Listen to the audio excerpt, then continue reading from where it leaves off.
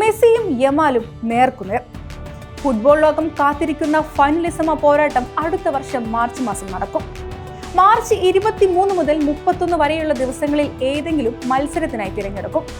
Argentina Spain super പോരാട്ടത്തിന്റെ വേദി എവിടെയാകും എന്ന് ഇതുവരെ അന്തിമ തീരുമാനമായിട്ടില്ല.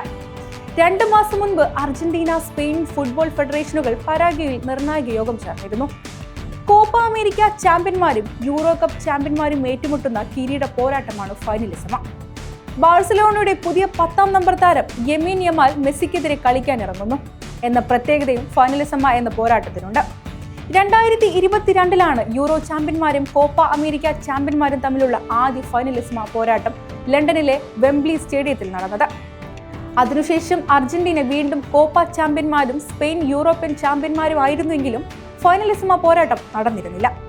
2026 ഫുട്ബോൾ ലോകകപ്പ് തുടങ്ങാൻ 80 ദിവസം മാത്രം ബാക്കിയിരിക്കെയാണ് ഫൈനലിസമ പോരാട്ടവും നടക്കുന്നത് എന്നതാണ് ഇത്തവണത്തെ പ്രത്യേകത.